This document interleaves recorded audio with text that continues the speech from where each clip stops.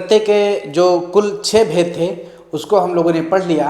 अब हम लोग प्रत्यय के विशेष नियम पढ़ेंगे। और विशेष नियम में जैसे आपने देखा होगा कि बहुत से प्रश्न ऐसे आ रहे थे, छोटी ई बड़ी ई ए का परिवर्तन ए में कैसे हो जाता है, छोटा ऊ बड़ा ऊ ओ का परिवर्तन औ में कैसे हो जाता है, या जिन शब्दों के अंत में वाह होता है तो वहाँ आ प्रत्यय कैसे होता है, उसके विशेष नियम हैं, उनको हम लोग अब देखेंगे और पढ़ेंगे। ठीक है, तो शुरुआत करते हैं पहले प्रश्न से। नियम नंबर 1, पहला प्रश्न क्या कहता है कि प्रत्यय के विशेष नियम में एक हेडिंग लिख लिया जाए। शुरुआत करते हैं, प्रत्यय के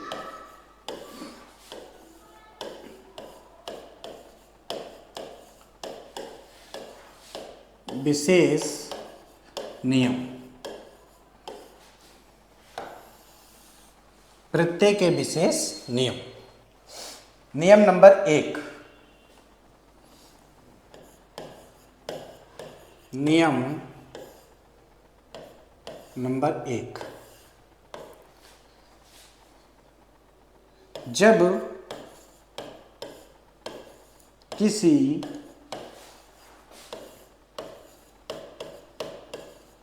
शब्द के प्रारंभ में जब किसी शब्द के प्रारंभ के स्थान पे पहले एक अंत वाला बता दिया जाए, क्योंकि ये पहले नियम के आधार पर आ रहा है प्रश्न, उसके बाद प्रारंभ में चर्चा करेंगे। जब किसी शब्द के अंत में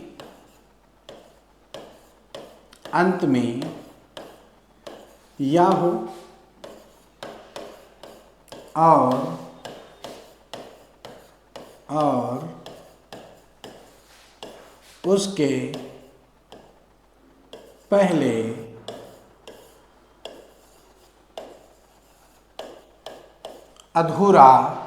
और उसके पहले अधूरा वर्ण हो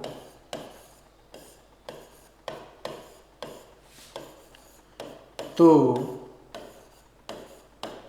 वहाँ, जब किसी शब्द के अंत में या हो और उसके पहले अधूरा वर्ण हो तो वहाँ या प्रत्यय होता है। ठीक है, देखिए नियम में क्या कहा गया। जब किसी शब्द के अंत में क्या हो, या हो और उसके पहले अधूरा वर्ण हो तो वहाँ या प्रत्यय होता है। ये प्रत्यय के विशेष नियम में बताया गया। अब हम आपको कुछ यहाँ पे उदाहरण बता रहे हैं जिनमें शब्दों के अंत में या होगा और उसके पहले अधूरा वर्ण होगा तो वहाँ या प्रत्यय कैसे होता है। देखिए, जैसे प्रश्न लिखा है एक की,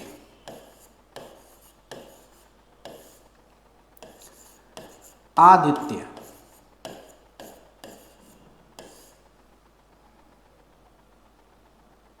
दैत्य,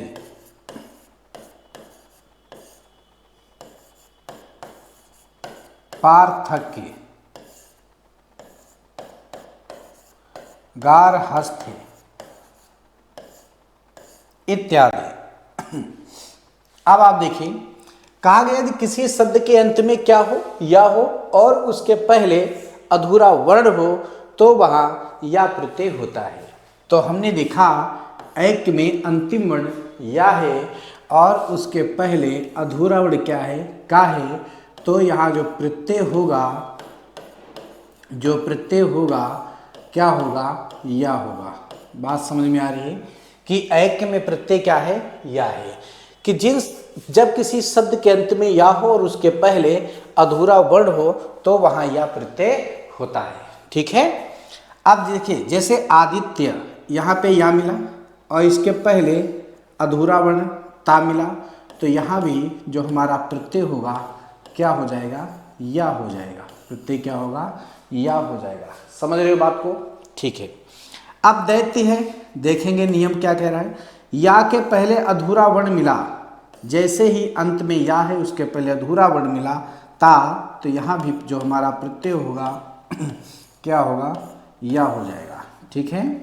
अब पार्थक्य में या मिला, इसके पहले अधूरा वर्ण क्या मिला, का मिला, तो यहाँ भी जो हमारा प्रत्यय होगा क्या होगा, या होगा। ठीक है। उसके बाद गारहस्थ्य है, या मिला, या के पहले अधूरा वर्ण था मिला, तो यहाँ भी जो हमारा प्रत्यय होगा क्या है, या होगा। ठीक है। तो आप देख रहे हैं जितने भी यहाँ पे प्रत्यय मिले सभी या प्रत्यय मिले, कि जिन शब्दों के अंत में या हो और उसके पहले अधूरा वर्ण हो तो वहाँ प्रत्यय क्या होता है, या होता है। सभी लोग समझ गए। अब मान लो इसका, इन जो भी मैंने शब्द दिए हैं, अगर इन शब्दों का आपको खंडन भी करना है तो खंडन कैसे करेंगे। ठीक है। देखिए खंडन कैसे करना, अगर एक को तोड़ना है तो कैसे तोड़ेंगे, इसको अलग कैसे करेंगे, खंडन कैसे करना है। ठीक है। देखिए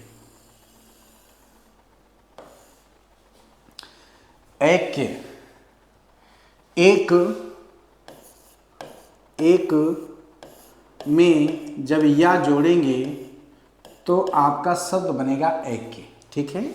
अगला क्या है, आदित्य। तो देखिए अदिति, अदिति में जब या जोड़ेंगे तो बनेगा आदित्य। ठीक है। अब ये कैसे बना, आदित्य कैसे बना, ये जो नियम लगेगा इसकी चर्चा भी मैं आगे करूंगा। मैंने यहाँ बताया था जिन शब्दों के अंत में, अभी अंत वाले प्रश्नों की बात हो रही है, इसी में एक प्रश्न मिल जाएगा। इसके अलावा प्रारंभ वाले भी कुछ शब्द होंगे, उन पे भी चर्चा कर रहा हूँ एक एक नियम पढ़ के। ठीक है। आदित्य में या जोड़ेंगे तो आदित्य बनेगा। इसको मैं उठाऊंगा इस प्रश्न को जब ये नियम आएगा जिस नियम की मैं बात कर रहा हूँ। ठीक है। अदिति देवताओं की माता अदिति। अब दिति क्या बनेगा, दिति। दिति में जोड़ेंगे य, दिति में क्या जोड़ेंगे, या, बना दैत्य। अब पार्थक्य है तो पृथक, क्या बना, पृथक। पृथक में जोड़ेंगे या, बनेगा पार्थक्य।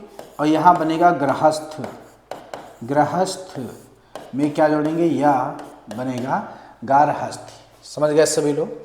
तो ऐक्य में आप देख सकते हैं जो मैंने प्रत्यय आपको इधर बताया है कि ऐक्य में या प्रत्यय है, देख सकते हैं। आदित्य में या प्रत्यय है, दैत्य में या प्रत्यय है, पार्थक्य में या प्रत्यय है, गारहस्थ में या प्रत्यय है। वही जब इधर हमने खंडन किया है, खंडन करने पर भी आप देख सकते हैं जब खंडन किया तो एक में या जोड़ा तो ऐक्य बना, आदित्य में या जोड़ा तो आदित्य बना, दित्य में या जोड़ा तो दैत्य बना, पृथक में या जोड़ा पार्थक्य बना, और गृहस्थ में या जोड़ा गारहस्थ बना। तो सभी लोग समझ गए होंगे नियम नंबर 1 बहुत ही अच्छे तरीके से, कि किस तरीके से हमें जब किसी शब्द के अंत में या हो और उसके पहले अधूरा वर्ण हो तो वहाँ या प्रत्यय कैसे होता है। सभी लोग समझ गए होंगे, मैं उम्मीद करता हूँ बहुत ही अच्छे तरीके से। अब अगला नियम देखा जाए, दूसरा नियम कौन सा है, नियम नंबर 2।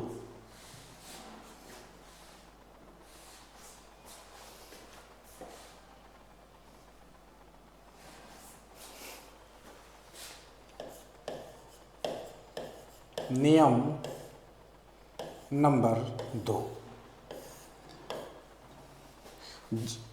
जब किसी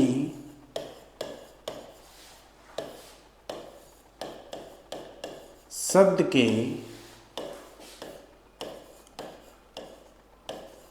अंत में, जब किसी शब्द के अंत में या हो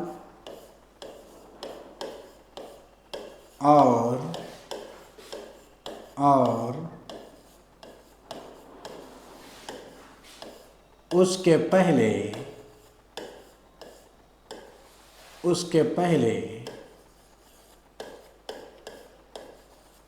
अधूरा वर्ण हो। यदि किसी शब्द के अंत में या हो और उसके पहले अधूरा वर्ण ना हो तो वहाँ या के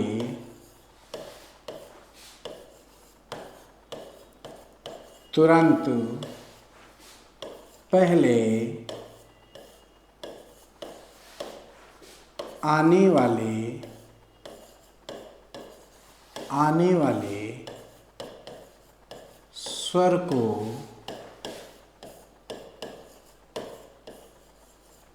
मिलाकर, आने वाले स्वर को मिलाकर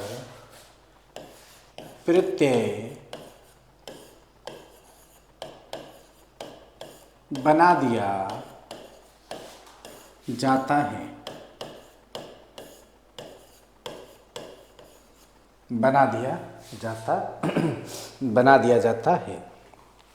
ठीक है, देखते हैं नियम में क्या कहा गया कि जब किसी शब्द के अंत में या हो, क्या हो, या हो और उसके पहले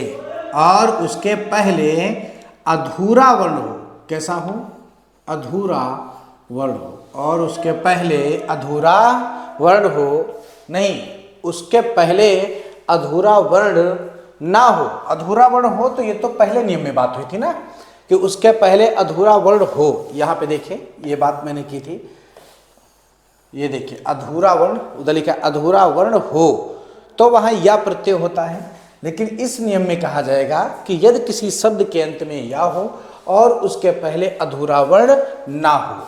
यहाँ पे देखिए अधूरा वर्ण ना हो, अधूरा वर्ण ना हो तो वहाँ या के तुरंत पहले, तो वहाँ या के तुरंत पहले, कहाँ पे, तुरंत पहले, किसके, या के तुरंत पहले आने वाले क्या, आने वाले स्वर, आने वाले स्वर को मिलाकर प्रत्यय बना दिया जाता है। जैसे एक प्रश्न मैं आपको दे रहा हूं, भारतीय,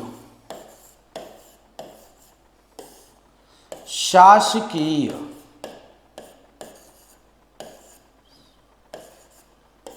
एक प्रश्न है नारकीय, कौन सा, नारकीय।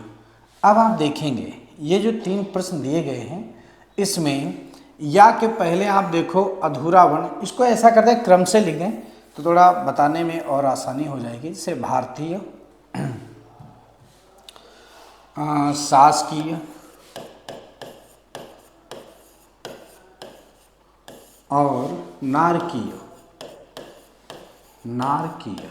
ठीक है। देखिए यहां पे कहा गया कि या के पहले नियम में क्या कहा गया, यदि किसी शब्द के अंत में या हो, तो हमने देखा यहां भी शब्द के अंत में या है, यहां भी शब्द के अंत में या है, ठीक है, और यहां भी शब्द के अंत में या है, और उसके पहले अधूरा वर्ण ना हो, तो यहां भी या के पहले अधूरा वर्ण नहीं है, यहां भी या के पहले आप देख सकते हैं अधूरा वर्ण नहीं है, और यहां भी या के पहले अधूरा वर्ण नहीं है, तो वहां या के तुरंत पहले आने वाले स्वर को मिलाकर प्रत्यय बना दिया जाता है।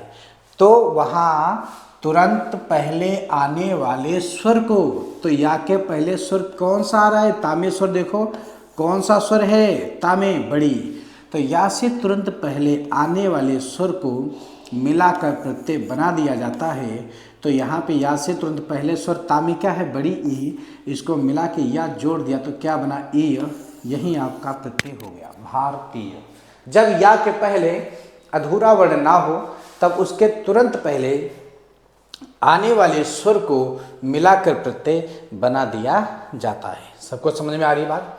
अब जैसे शासकीय लिखा है, या से तुरंत पहले देखो स्वर कौन सा है, बड़ी ई, का में स्वर क्या है, बड़ी ई, तो क्या बना, ई, क्या बना, ई, बात समझ रहे हो सभी लोग। नारकीय, या के तुरंत पहले देखो स्वर क्या है, का में, बड़ी ई, क्या मिला, बड़ी ई, तो बना नारकीय, ठीक है।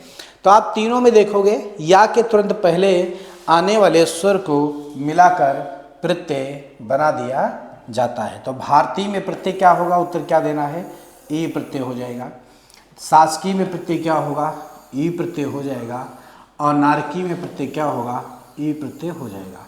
अब इसका अगर एक शब्द बनाना है अलग से तो इसका होगा नरक, क्या होगा, नरक। नरक में जब ई जोड़ोगे तो नारकीय बन जाएगा, ठीक है। कैसे, नरक में जब ई जोड़ेंगे तो क्या बन जाएगा, नारकीय बन जाएगा, ठीक है। यहाँ देखिए शासक बनेगा एक शब्द, क्या बनेगा? शासक। बात समझ में आ रही है? शासक बनेगा, और जब हम शासक में ई जोड़ेंगे तो शासकीय बन जाएगा। यहाँ पे भारत बनेगा, एक शब्द क्या बनेगा? भारत। और जब हम भारत में ई जोड़ेंगे, कौन सा? ई, तो हमारा जो शब्द बनेगा वो क्या बन जाएगा? भारतीय बन जाएगा। सभी लोग समझ गए होंगे बहुत अच्छे तरीके से, ठीक है, कि भारतीय में प्रत्यय क्या है? ई, शासकीय में ई, नारकीय में ई, भारतीय में मूल शब्द भारत, शासकीय में मूल शब्द शासक, नारकीय में मूल शब्द नरक, ठीक है। अब नरक में ई जोड़ोगे नारकीय, शासक में ई जोड़ोगे शासकीय, भारत में ई जोड़ोगे भारतीय।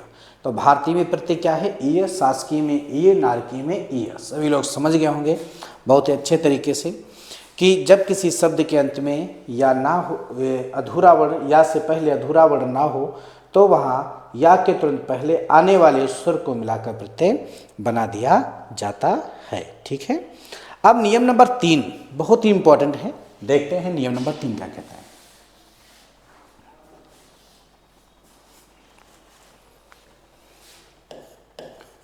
नियम 3, यदि किसी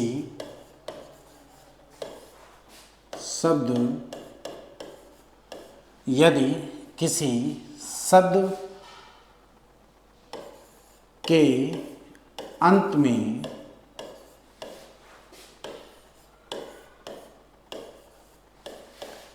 तव्य और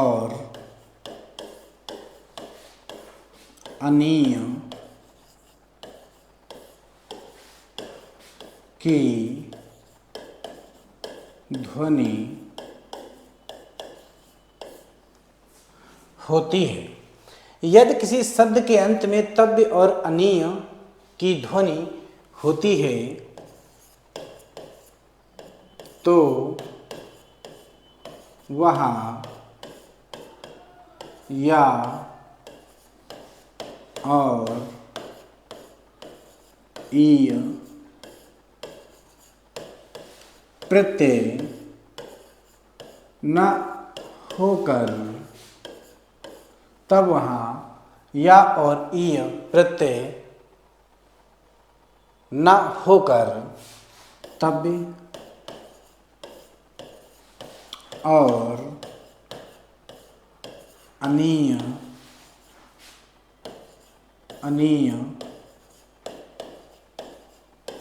प्रत्यय तव्य और अनीय प्रत्यय होता है ठीक है।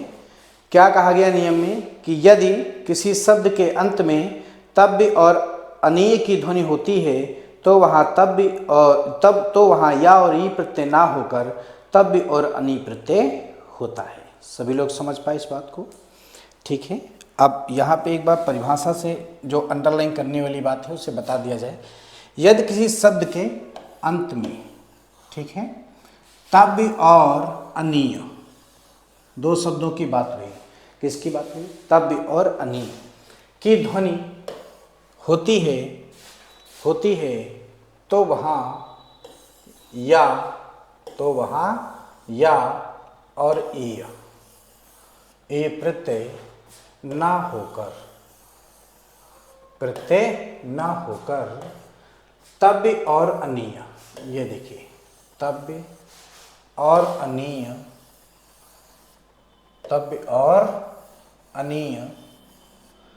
प्रत्यय होता है।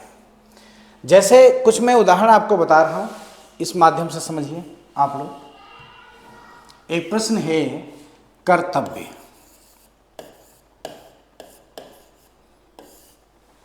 एक प्रश्न है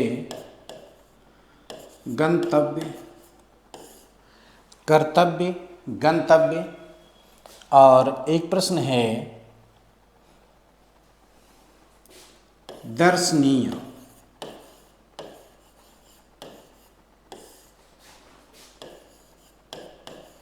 माननीय,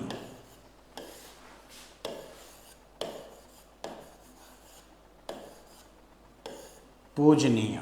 ठीक है, यह कुछ मैंने शब्द लिख लिए। अब देखिए यहाँ पे आपको एक नियम में बताऊं कि नियम नंबर 1 में कहा गया था यदि या के पहले अधूरा वर्ण होता है तो वहाँ या प्रत्यय होता है। या से पहले अगर अधूरा वर्ण होता है तो वहाँ या प्रत्यय होता है, और या से पहले अगर अधूरा वर्ण ना हो तो वहाँ उसके पहले आने वाले स्वर को मिलाकर प्रत्यय बना दिया जाता है। तो ये देखिए नियम पहले वाले नियम के अनुसार आपको मैंने बताया है कि यदि या के पहले अधूरा वर्ण हो तो वहाँ या प्रत्यय होता है, और यदि या के पहले अधूरा वर्ण ना हो तो उसके तुरंत पहले आने वाले स्वर को मिलाकर प्रत्यय बना दिया जाता है। हम अगर नियम नंबर 1 देखें पीछे, जो मैंने आपको प्रश्न बताया था नियम नंबर 2 में कि जब किसी शब्द के अंत में या और उसके पहले अधूरा वर्ण ना हो तो वहाँ तुरंत या के तुरंत पहले आने वाले स्वर को मिलाकर प्रत्यय बना दिया जाता है। तो यहाँ पे देखो हम ये प्रश्न पढ़ रहे हैं, जैसे भारती पढ़ लिया, यहाँ पे आदित्य पढ़ लिया, दैत्य पढ़ लिया, पार्थक्य पढ़ लिया, या के पहले अधूरा वर्ण है तो सब में देखिए या प्रत्यय हो गया था। लेकिन जब इनको पढ़ रहे हैं, अब अपने तीसरे नियम पे आ रहा हूँ, क्या कहा गया था यहाँ कि जब किसी शब्द के अंत में तब और अनी की ध्वनि होती है तो वहाँ या और ई प्रत्यय ना होकर, तो वहाँ या और ई प्रत्यय ना होकर तब और अनी प्रत्यय होते हैं। ये बात बताइए, जब आपको यह ध्वनि सुनाई दे, ध्वनि महसूस हो, कौन सी, एक तब्य की ध्वनि और एक अनी की ध्वनि, ये दोनों ध्वनियाँ जब महसूस हों तो भले ही या के पहले अधूरा वर्ण हो तो वहाँ या प्रत्यय ना होकर तब्य और अनी प्रत्यय होता है। एक बार हम पढ़ते हैं कर्तव्य, तो यहाँ तब्य की ध्वनि सुनाई दे रही है, गंतव्य, तब्य की ध्वनि सुनाई दे रही है, तो क्या यहाँ पे या प्रत्यय होगा? नहीं होगा। नियम कह रहा है या और ई प्रत्यय ना होकर, ये गलत हो जाएंगे। बात समझ में आ रही है? या प्रत्यय ना होकर। दर्शनी, अब दर्शनीय को पढ़ते हैं, क्या अनी की ध्वनि आ रही है? बिल्कुल आ रही है। अनीय, दर्शनीय, अनी बन रहा है। पूजनीय, अनीय बन रहा है। माननीय, अनी बन रहा है। रमणीय, अनी बन रहा है। सब में अनी की ध्वनि आई। तो यहाँ या के तुरंत पहले आने वाले स्वर को नहीं मिलाया जाएगा। इसके पहले हमने जो पढ़ा था उसमें देखो भारतीय अनी की ध्वनि नहीं आई, शासकीय अनी की ध्वनि नहीं आई, नारकीय अनी की ध्वनि नहीं आई। तो यहाँ पे ध्वनि नहीं आई अनी की, तो सब में ई प्रत्यय मैंने बता दिया था। बात समझ में आ रही है? इसके पहले जो बताया उसमें तब्य की ध्वनि भी नहीं आ रही है, तभी हमने या से पहले जो अधूरे बनाए तो उसमें क्या किया, केवल या ही प्रत्यय बता दिया। अगर तब्य की ध्वनि आती तो केवल या प्रत्यय नहीं होता तो तब्य प्रत्यय हो जाता। ठीक है, तो यहाँ पे जैसे ऐक्य लिखा हुआ है तो यहाँ पे ऐक्य में क्या तब्य सुनाई दिया? नहीं सुनाई दिया। आदित्य में तब्य सुनाई दिया? नहीं सुनाई दिया। दैत्य में तब्य सुनाई दिया? नहीं सुनाई दिया। पार्थक्य में, गार्हस्थ्य में, किसी भी शब्द में तब्य की ध्वनि नहीं सुनाई दी। बात समझ में आ रही है? जब ध्वनि ही नहीं सुनाई दी तो हम तब्य प्रत्यय कैसे कहें? तो इस सब का उत्तर या प्रत्यय हो गया। यहाँ पे अनी की ध्वनि नहीं आई तो फिर या के तुरंत पहले आने वाले स्वर को मिलाकर प्रत्यय बना दिया। और इस वाले प्रश्न में जैसे ही हमने देखा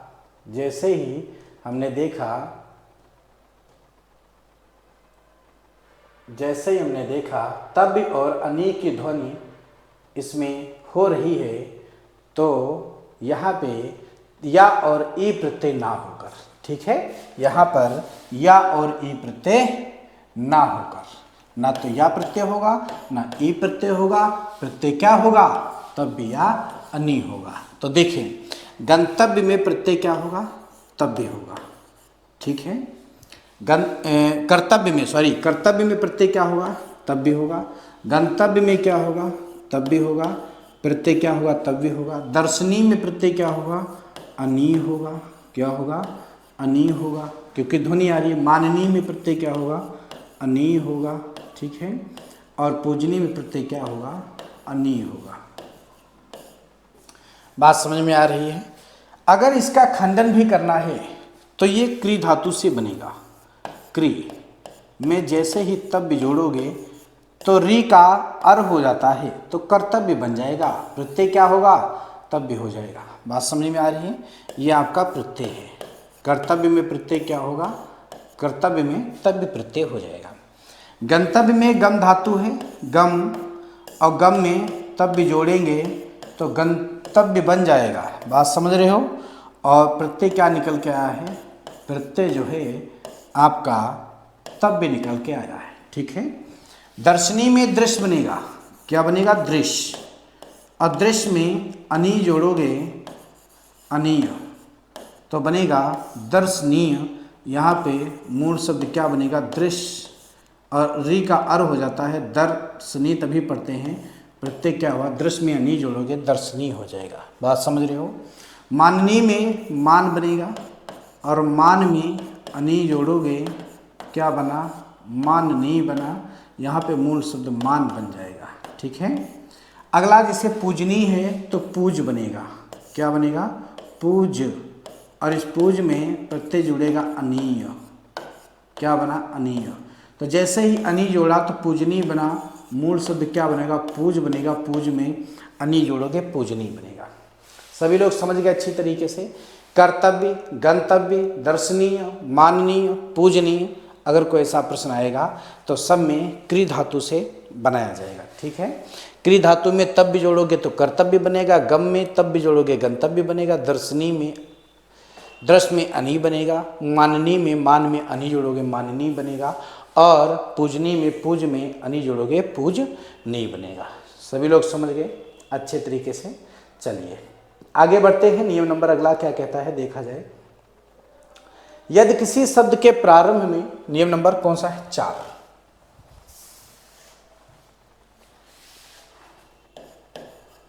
नियम नंबर 4, यदि किसी शब्द के प्रारंभ में, यदि किसी शब्द के प्रारंभ में छोटा आ, छोटी ई, बड़ी ई या ई, ए, ठीक है। यदि किसी शब्द के प्रारंभ में छोटा, छोटी, बड़ी या ई, ए, अयन, इक, प्रत्यय शब्द जुड़े हों,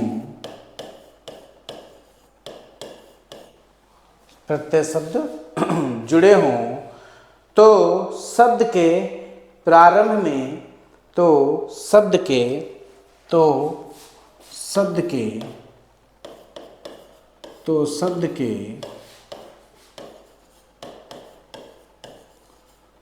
प्रारंभ में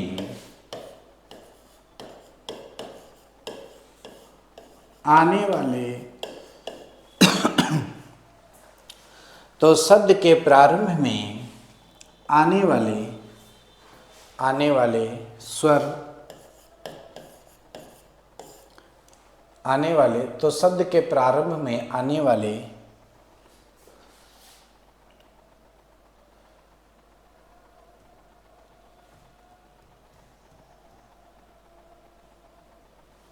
आने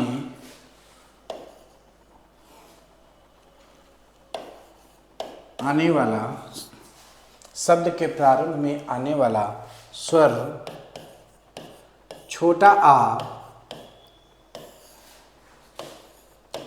का परिवर्तन बड़ा आ में कर दिया जाता है, या हो जाता है, ऐसे भी लिख लो। आ में परिवर्तन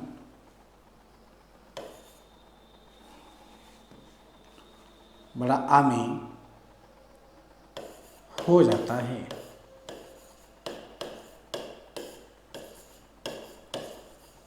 हो जाता है।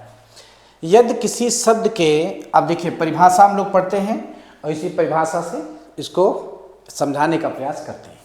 यदि किसी शब्द के प्रारंभ में, नहीं, थोड़ा सा हमें लगता है यहाँ पे अंत में होना चाहिए, क्योंकि शब्द के अंत की बात हो रही थी, तो अभी अंत वाला ही चलेगा यहाँ पे। ये जो प्रारंभ लिखा है इसको हम सही करते हैं यहाँ पे। यदि किसी शब्द के अंत में, यदि किसी शब्द के अंत में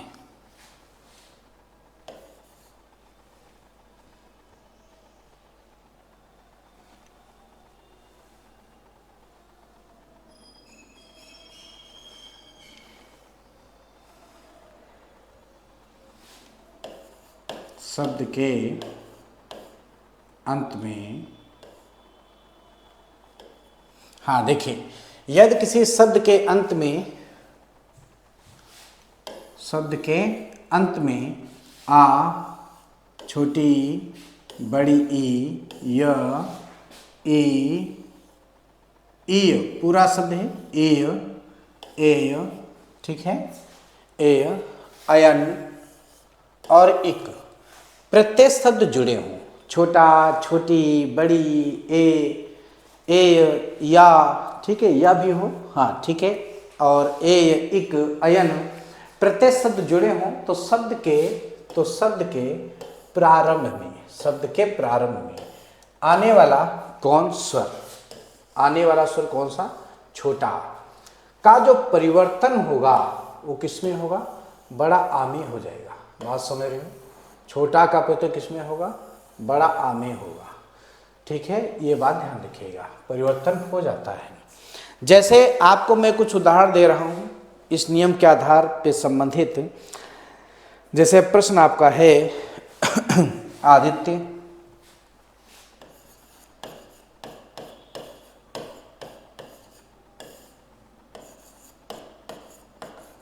वाल्मीकि, जानकी,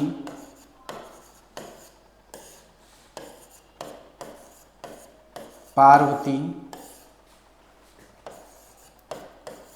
नारायण, ठीक है। देखिए, जब हम इसके पहले ऐसे प्रश्न आपको मैंने बताए हैं, अभी पीछे पार्ट में आप लोग देखेंगे बहुत से प्रश्न आपको आदित्य, वाल्मीकि, जानकी, पार्वती, नारायण से संबंधित जो भी प्रश्न आए थे, एक एक दो उदाहरण दिए थे। तो हमने जब इसका खंडन किया था आदित्य का, ठीक है, अभी पीछे कुछ प्रश्न ऐसे बताए गए थे आदित्य का, ये देखिए आदित्य, तो आदित्य प्लस या लिखा था, क्या लिखा था, आदित्य प्लस या, और आदित्य बना दिया था। तो कैसे बना, आदित्य प्लस आ, आदित्य कैसे बना, देखो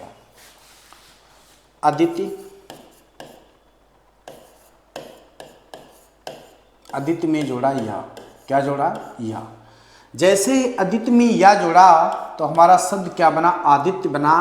अब आप देख सकते हैं कि शब्द के अंत में यहाँ पे देखो या दिखाई दिया, और किसी शब्द के अंत में इनमें से कोई भी मिल जाए तो देखो या यहाँ पे लिखा था मैंने, या मिल गया।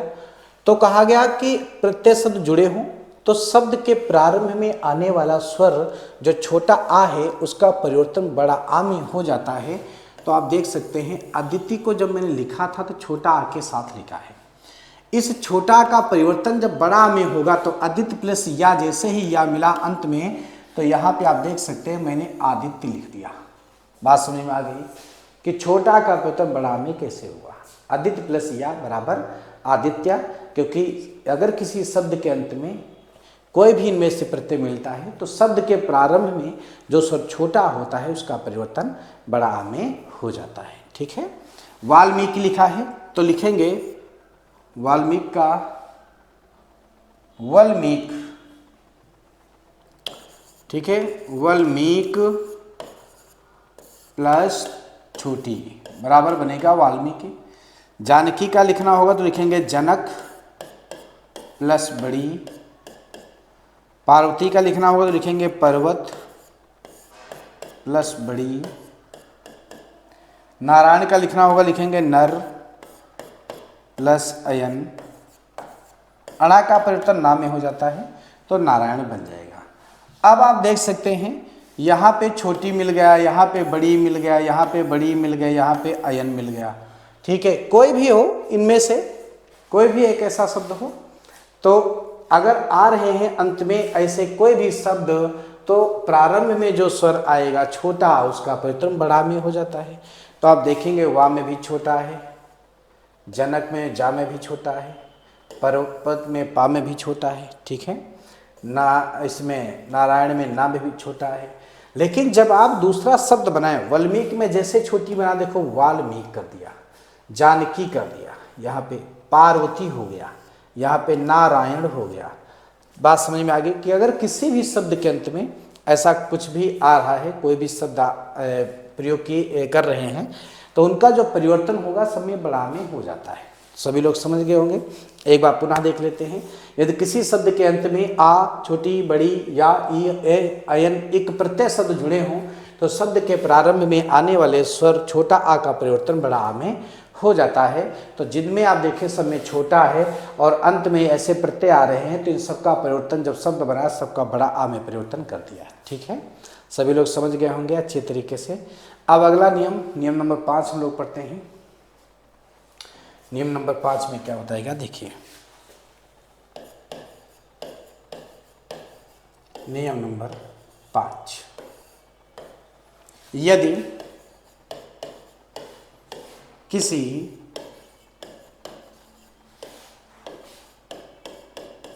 शब्द के प्रारंभ में आने वाला स्वर, यदि किसी शब्द के प्रारंभ में आने वाला स्वर छोटी, आने वाला स्वर इसको बाद में लिख देते हैं। किसी शब्द के प्रारंभ में आने वाले, किसी शब्द के प्रारंभ में स्वर छोटी, बड़ी, ए हों तो, यदि किसी शब्द के प्रारंभ में स्वर छोटी, बड़ी, ए हो तो तीनों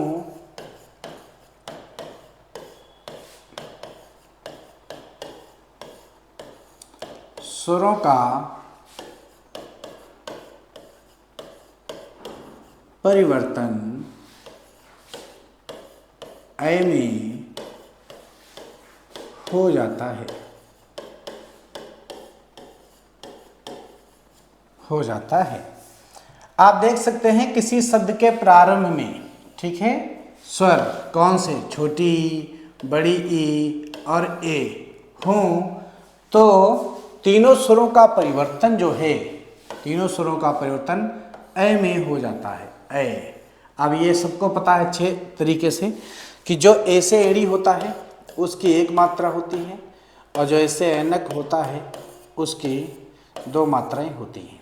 ये बात मैंने आपको अभी इसके पहले भी कई बार बताया है कि एक मात्रा स्वर ए, दो मात्राएं स्वर ए से ऐनक। ठीक है, चलिए अब हम प्रश्न की शुरुआत करते हैं। जैसे आपका प्रश्न लिखा है इतिहास प्लस इक बराबर क्या बनेगा। अब देखो अंत में जैसे इक यहाँ पे शब्द आ गया तो शब्दों के प्रारंभ में जैसे छोटी ई आया है तो शब्द के प्रारंभ में आने वाला स्वर छोटी, बड़ी, ए हो तो तीनों स्वरों का परिवर्तन ए में कर देते हैं। तो इस ई का परिवर्तन किस में करेंगे, ए में करेंगे। तो जैसे ए में करेंगे तो लिखेंगे ऐतिहासिक, हासिक, ठीक है, ऐतिहासिक।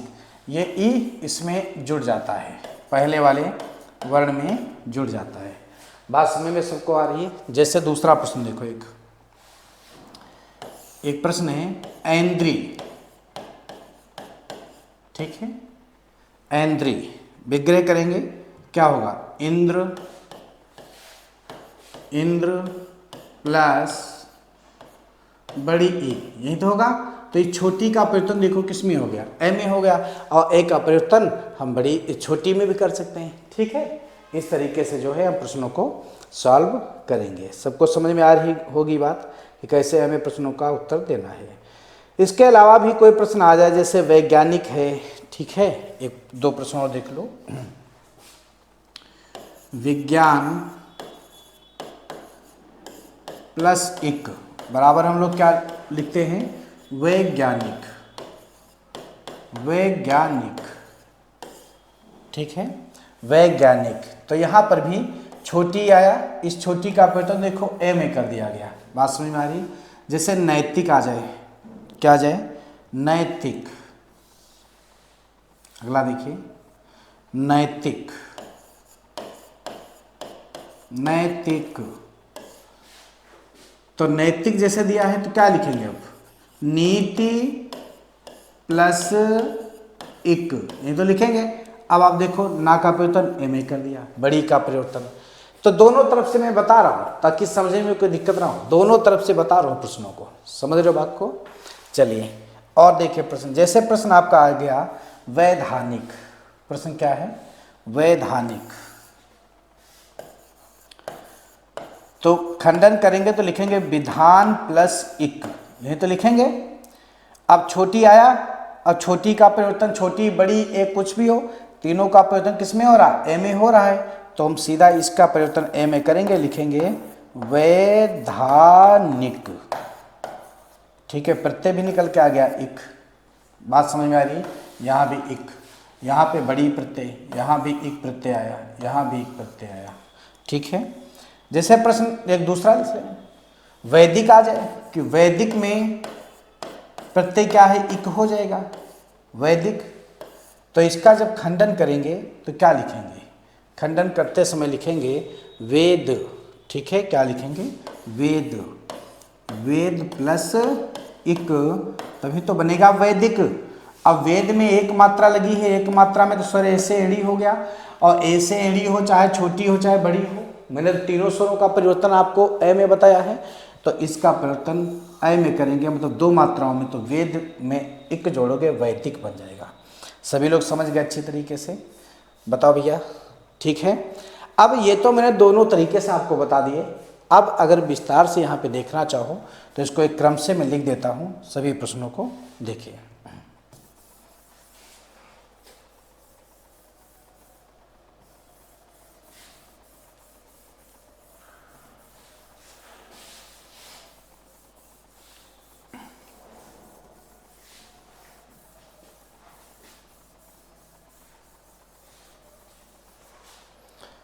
प्रश्न है वैज्ञानिक, या इसका खंडन करके लिख देते हैं, विज्ञान प्लस इक, नीति प्लस इक।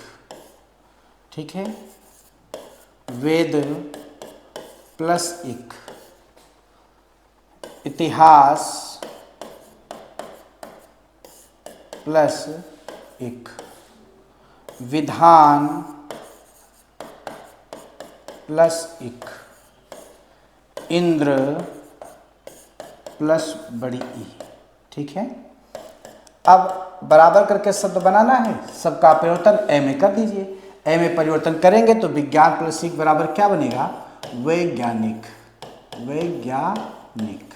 ठीक है, नीति प्लस इक क्या बनेगा, नैतिक, और वेद प्लस इक क्या बनेगा, वैदिक, क्या बनेगा, वैदिक। और इतिहास प्लस इक क्या बनेगा, ऐतिहासिक, ऐतिहासिक। विधान प्लस इक क्या बनेगा,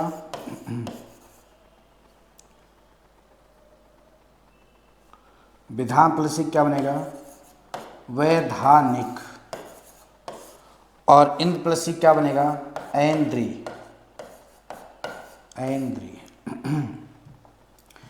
अब आप सब में देख सकते हो बहुत ही आसान तरीके से कि मैंने आपको कैसे बताया था कि यहाँ पे विज्ञान प्लस इक, वैज्ञानिक में प्रत्यय क्या है, इक है, नैतिक में इक है, वैदिक में इक है, ऐतिहासिक में इक है, वैधानिक में इक है, ऐन्द्री में ई है। मूल शब्द की बात करें तो शब्दों के प्रारंभ में स्वर छोटी बड़ी ए, ये तीन स्वर मिल जाएं छोटी बड़ी या ए, अगर तीन स्वर प्रारंभ में मिलते हैं तो इन तीनों स्वरों का जो परिवर्तन है वो किस में होगा, ऐ में होगा, ऐसे ऐनक में हो जाता है।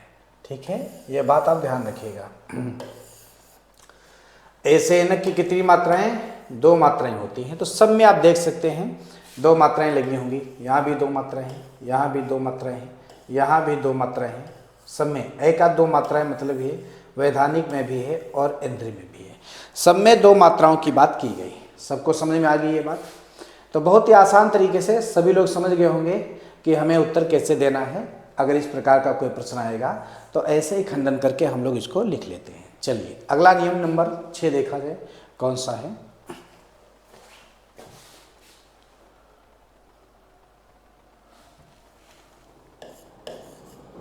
नियम नंबर 6, यदि किसी शब्द के प्रारंभ में, यदि किसी शब्द के प्रारंभ में, यदि किसी शब्द के प्रारंभ में स्वर छोटा ऊ बड़ा ऊ ओ आ जाए तो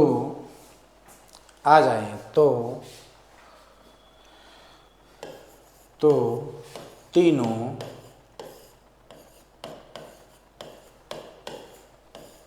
स्वरों का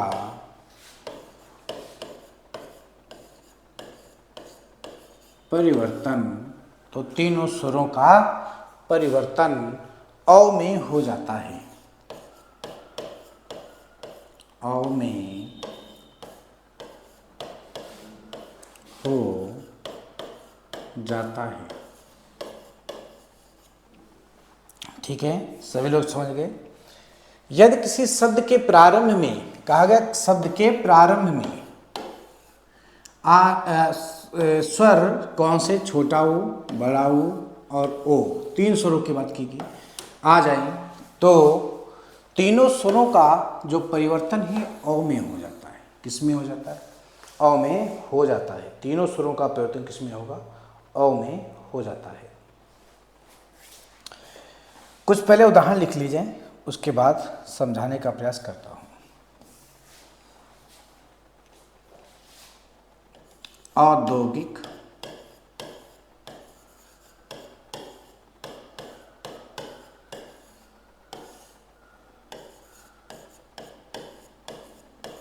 औपनिवेशिक,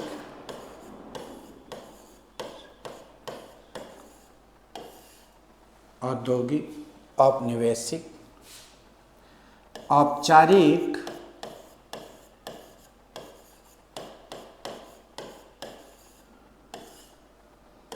औदार्य,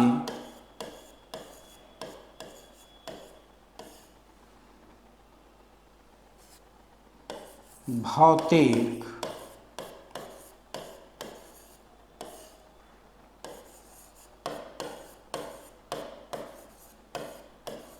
मौलिक। ठीक है, औदार्य हो गया, भौतिक हो गया, मौलिक हो गया। ठीक है, और एक शब्द और लिख लेते हैं, लौकिक।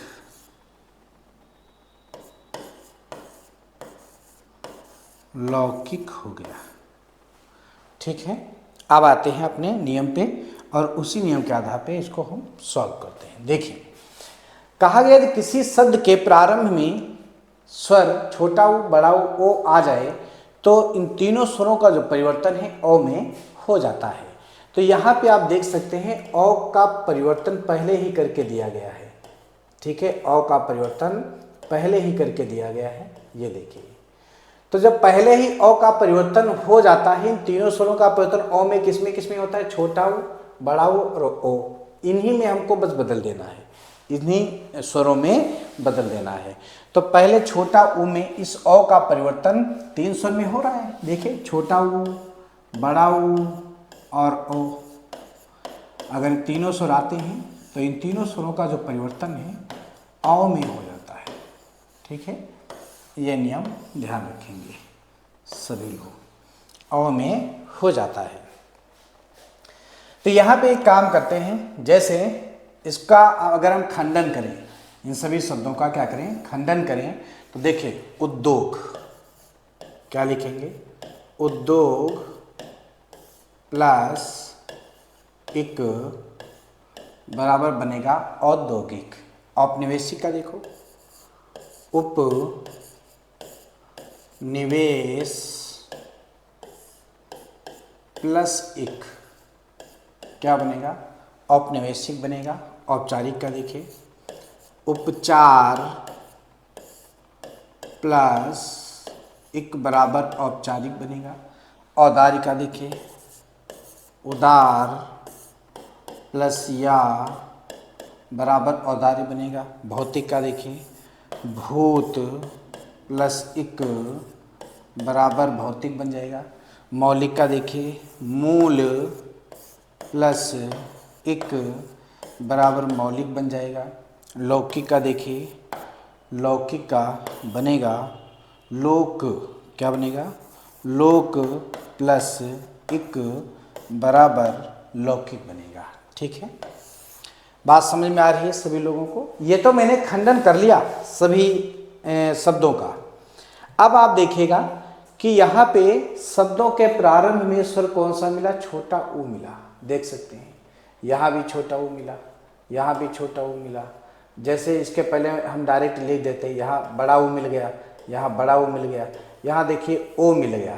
जितने स्वर लिखे थे, छोटा ऊ, बड़ा ऊ, ओ, इन तीनों में से कोई भी अगर स्वर मिल जाता है तो इन तीनों जो स्वरों का परिवर्तन है हम अ में कर देते हैं। ठीक है, अ की 2 मात्राएं होती हैं, ये बात सबको पता है।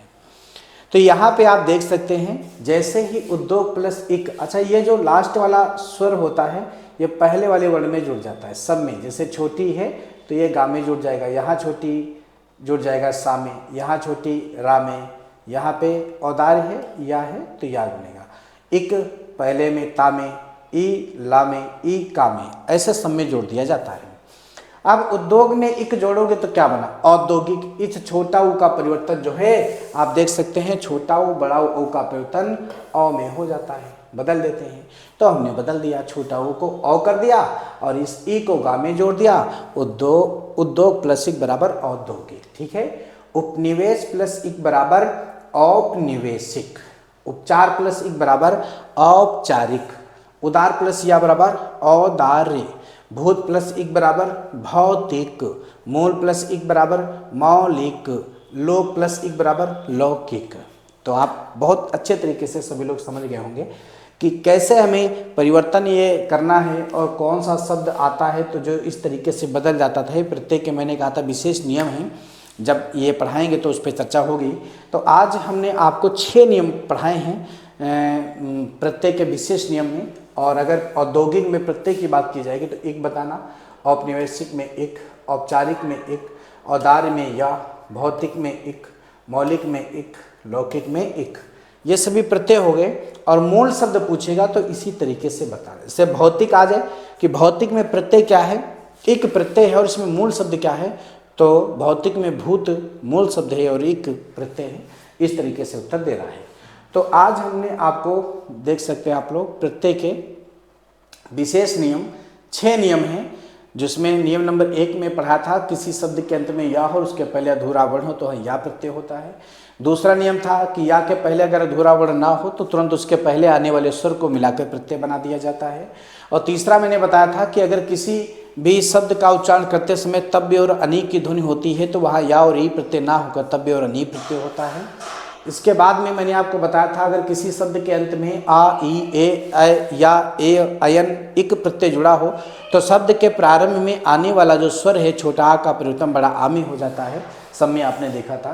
उसके बाद में किसी शब्द के प्रारंभ में स्वर अगर छोटी बड़ी ए आता है तो तीनों स्वरों का परिवर्तन ऐ में कर दिया जाता है। ए की एक मात्रा, ऐ की दो मात्राएं, ध्यान रखेंगे आप लोग। उसके बाद में छठा नियम जो लास्ट नियम था उसमें मैंने बताया कि यदि किसी शब्द के प्रारंभ में स्वर छोटा ओ बड़ा ओ आ जाए तो इस तीनों स्वरों का परिवर्तन अ में हो जाता है। तो ये आपके 6 नियम प्रत्यय से संबंधित थे। हम लोगों ने बहुत ही विस्तार से प्रत्येक चैप्टर की चर्चा की है, जिससे अब मुझे नहीं लगता कि अगर प्रत्यय से कोई भी प्रश्न आपके सामने आएगा तो आपका गलत होगा। ठीक है, आप सभी लोगों का उत्तर एकदम सही आना चाहिए। बहुत ही विस्तार से मैंने चर्चा की है प्रत्यय पे। और जब भी प्रत्यय आए तो पहले आप मूल शब्द बनाइएगा और मूल शब्द बनाने के बाद उसमें प्रत्यय निकालने का प्रयास करो, प्रत्यय जोड़ने का प्रयास करो। आप सभी लोग इसकी 1-2 बार जब प्रैक्टिस करोगे ऐसे प्रश्नों की तो बहुत ही आसान तरीके से प्रश्न सॉल्व हो जाएंगे। तो आज हम आप लोगों को यहीं तक पढ़ाएंगे और बहुत ही जल्द अगले चैप्टर तत्सम तद्भव की बात करेंगे।